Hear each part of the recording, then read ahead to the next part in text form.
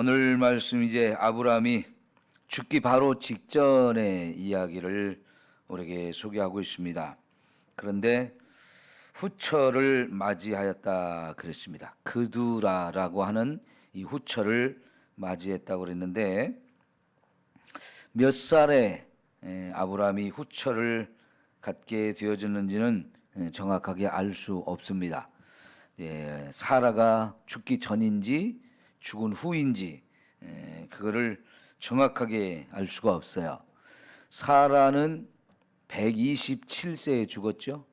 그럼 사라가 죽을 때 아브라함의 나이는 10살 차이가 나니까 137세입니다.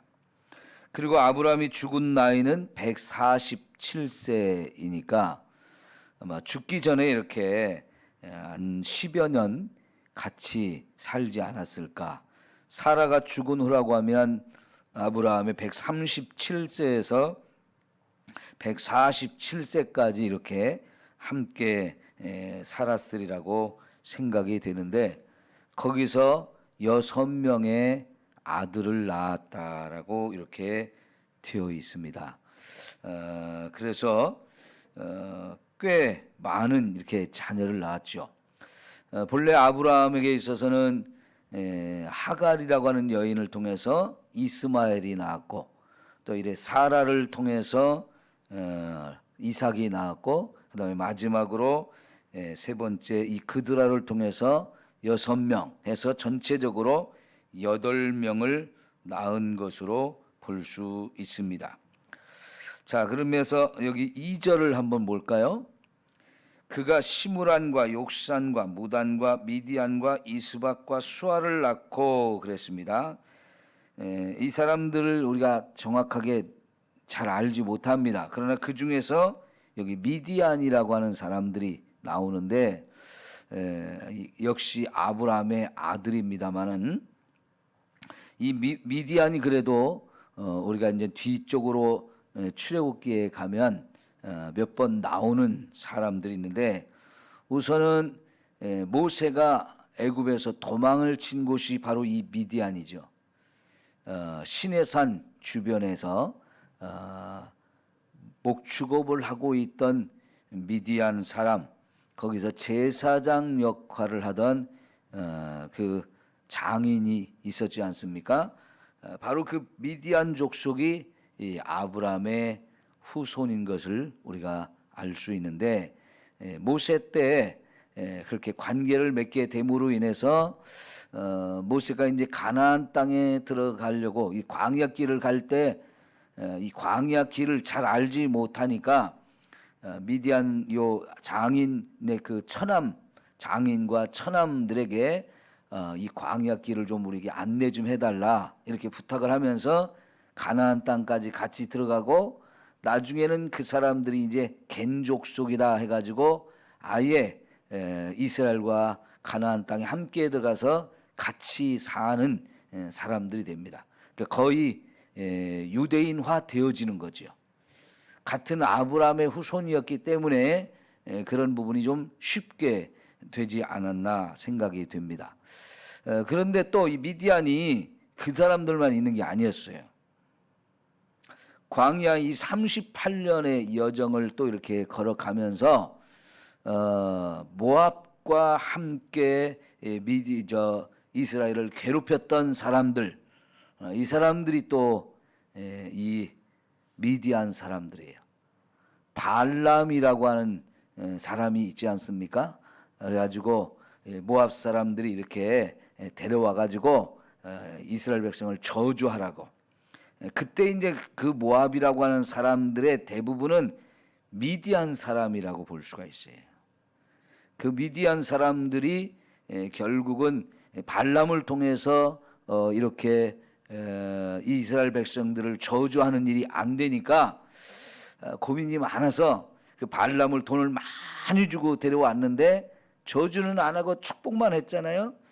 결국은 돌아가라 그랬는데 이 사람이 돈을 많이 받은 게 있으니까 하나 알려준 게 뭐였습니까?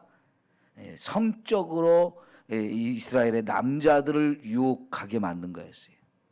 그래서 미디안의 이런 여자들을 미인계를 써가지고 유대인의 남자들을 유혹해서 결국은 그들을 끌고 가서 자기들의 이 음란한 우상 숭배하는데 참여시켜가지고 그것 때문에 또 이스라엘 백성이 광야에서 얼마나 많은 사람들이 죽음을 당했습니까?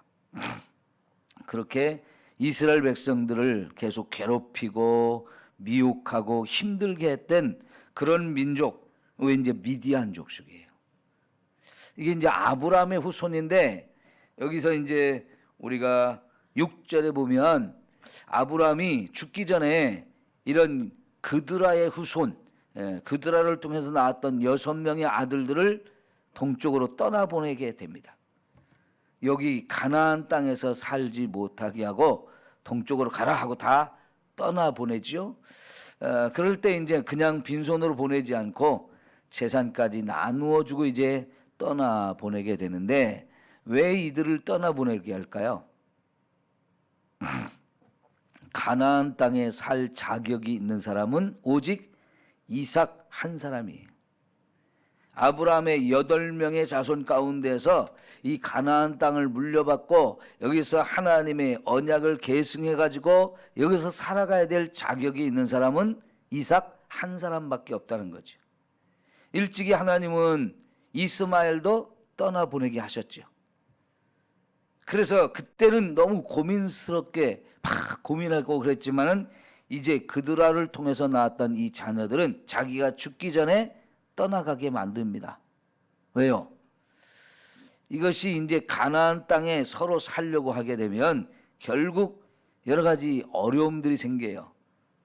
자기 자녀들 간에 여러 가지를 놓고 다투고 갈등을 빚고 혼란이 일어날 것이기 때문에 결국은 여기서 이들을 떠나보내게 돼서 대부분 이 사람들은 가나안 땅의 남쪽이나 동쪽, 저 북쪽까지 이렇게 넓게 흩어져 가지고 그쪽에서 주로 살게 되어지거든요. 여러분 25장의 12절 이하에 보면 12절부터 18절까지 보면 이스마엘의 족보가 또 나와요. 이 사람들도 사실은 이제 남쪽으로 거의 대부분 흩어지거든요. 그래가지고 나중에 이 사람들이 이제 이 이스마엘의 후손을 대부분 아랍 쪽이라고 해요. 아랍 쪽. 지금 우리가 그들도 여전히 굉장히 강한 세력을 가지고 있는데 사우디아라비아라고 이렇게 말하지 않습니까? 사우디아라비아. 그 아라비아 사람들, 이 사람들이 이제 바로 이스마엘의 후예거든요. 근데 이들은 이제 주로 남쪽으로 내려가서 살게 되어지는데 성경이 기록되어던 시대, 성경이 기록되어지던 시대에는 이들의 존재가 크게 부각되지 않아요.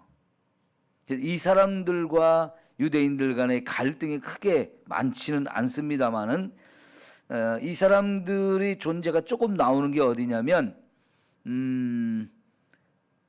바벨론 포로 생활을 마치고 돌아와서 느헤미야가 성벽을 건축할 때, 느헤미야가 성벽을 건축할 때 그 성벽 건축하는 일을 방해하는 사람 중에 한 부류가 이제 아랍 사람으로 나와요. 그런 그때 조금 나오고 성경에는 별로 이렇게 등장하지 않는데 신약 시대에 와서 신약 시대에 나중에 알라 신을 섬기는 이 이슬람교를 만든 사람들이 바로 이 아랍 쪽이 되어지고 그들에 의해서 유대인들과 기독교가 어마어마하게 타격을 받죠. 뭐 그 초대교회 당시에 거의 전 세계적으로 기독교가 확산이 되어서 아프리카를 비롯해서 여러분 이 중동 전역 거의 다 기독교화 됐거든요. 복음화가 됐는데 이 모하메시 이슬람교를 창설한 다음에 가장 많이 공격을 받은 게 기독교예요. 특별히 아프리카 쪽은 전멸당했고요.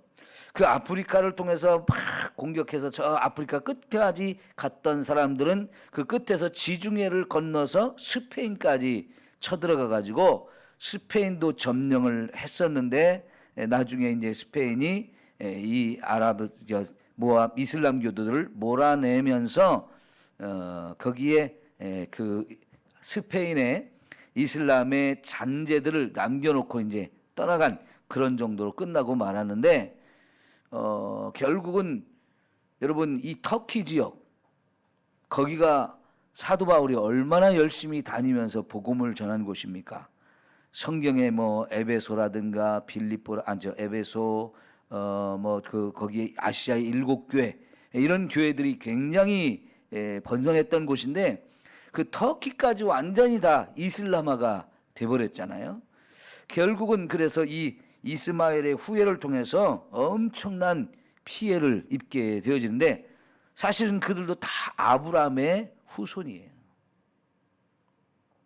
이런 것이 하갈을 통해서 낳은 이스마엘 이 후손이 정말 같은 아브라함의 후손인데도 불구하고 서로 많은 다툼과 갈등과 아픔을 주는 이런 역사의 큰 비극이 여기서 일어나게 되어지죠. 자, 그러나 이제 아브라함이 5절과 6절을 보면 아브라함이 이삭에게 자기의 모든 소유를 주었다 했고 자기의 서자들에게도 재산을 주어서 자기 생전에 그들로 하여금 자기를 떠나가게 하겠다는데 재산 문제에 있어서는 서로 갈등을 빚지 않도록 정리를 싹 다 해줬어요. 그래도 아브라함이 죽기 전에 이런 부분은 깔끔하게 정리를 해줘가지고 결국은 여러분 그드라의 후손들하고 유대인들하고는 많은 갈등을 빚지는 않았어요. 광야를 거쳐서 가나안 땅에 들어가는 과정 속에 한번 이렇게 크게 부딪힘이 있었고 또 나중에 여러분 사사시대의 기드온과 싸움이 벌어졌던 때가 그 대상이 미디안 족속이거든요. 몇 번의 이런 어려움과 갈등을 있기는 했었지만은 그렇게 심각하지는 않았어요. 그러나 이스마엘 후손과는 정말 심각한 갈등이 지금까지 계속되거든요. 지금까지. 그래서 이런 걸 보면 여러분 씨를 잘 뿌려야 돼요. 씨를. 좋은 씨를 뿌리면 좋은 결과를 거두게 되고 나쁜 씨를 뿌리면 나쁜 결과를 거두게 되기 때문에 심은 대로 거둔다. 심는 대로 거둔다. 그래서 저와 여러분이 살면서 이런 우리 후손들에게 고통이 되어지고 가시가 되는 이런 일이 없도록 정말 우리 믿음으로 거룩하게 마지막까지 살려고 힘쓰고 애써야 할 줄 믿습니다. 물론 우리 인간이요 아담으로부터 이 죄가 우리 속에 들어와서 우리는 죽을 때까지 죄와 싸워야 돼요. 이 죄와 싸워서 죄를 안 짓고 산다는 게 참 힘든 일이죠. 그러나 어쨌든 저와 여러분이 이런 악을 씨를 뿌리지 않는 거 참 조심해야 돼요. 아브라함의 후손들 간의 이 비극이 지금도 계속되는 것을 보면서 이 죄가 얼마나 무서운 것인가. 죄가 정말 무서운 것이다라고 하는 것을 우리가 생각하면서 이렇게 철저하게 믿음으로 살아야 되겠고요.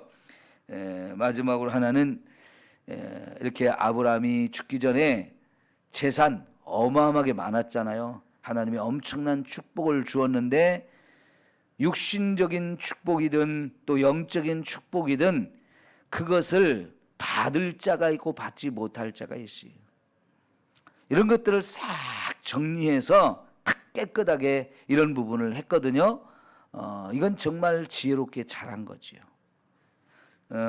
이제 내일 우리가 봐야 될 부분이 아브라함의 장례를 치르는 건데 9절에 보면 이삭과 이스마엘이 함께 장례를 치렀다고 그랬어요. 사실 이스마엘은 요 가나안 땅에서 약간 남쪽으로 내려가서 살았기 때문에 멀리 떨어져 있지는 않았어요. 그래서 이스마엘은 아버지 장례에 함께 참여해서 같이 장례를 치릅니다마는 이 그드라의 후손들은 이 장례에 참여했다는 내용이 없어요. 그러면 상당히 멀리 이렇게 보내버린 것 같아요. 그래서 아버지가 죽어도 같이 이렇게 장례를 치르는 일에는 참여하지 못했는데 어쨌든 그 정도로 깔끔하게 정리를 잘했다는 거죠. 여러분 이제 우리가 죽기 전에 마지막으로 정리해야 될 부분들이 그런 거지요. 깨끗하게 정리를 잘 해야 우리 남은 재산이 있다면 그걸 어떻게 정리할 것인가 상당히 중요해요.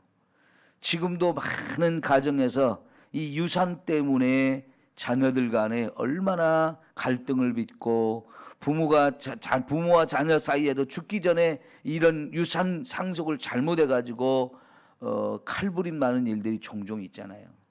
원수 되어지는 일들. 이런 거는요 정말 차라리 이런 물질의 축복을 안 받는 게 더 나을 뻔했다 할 정도로 심각한 문제들이 있어요. 여러분 이런 부분을 좀 우리가 하나님 안에서 지혜를 얻어가지고 좀 잘 정리를 해야 합니다. 여러분 부모가 이렇게 하겠다라고 생각을 가져도 자녀들이 그걸 다 그대로 동의하는 건 아니잖아요. 왜냐하면 물질 문제에 있어서는 모두가 욕심이 생겨서 그래요. 이건 내 거니까 내 마음대로 줄 거야. 사실은 그게 법적으로도 안 돼요. 그래서 여러분 정말 자녀와 부모가 함께 이 문제를 가지고는 충분히 서로 다 공감을 하도록 이해가 되도록 그래서 서로 오해가 생기지 않고 미움이 생기지 않고 다툼이 생기지 않도록 정말 지혜롭게 이 부분들을 잘 정리할 수 있기를 축원합니다. 그래서 이것이 하나님께 영광이 되어야지 하나님 주신 축복 때문에 오히려 이런 참 안타까운 일들이 벌어지는 것은 미련해서 그런 거예요. 우리가 죽기 전에 이런 부분도 잘 정리해서 깔끔하게 깨끗하게 뒷정리가 되어지기를 바랍니다. 기도하겠습니다.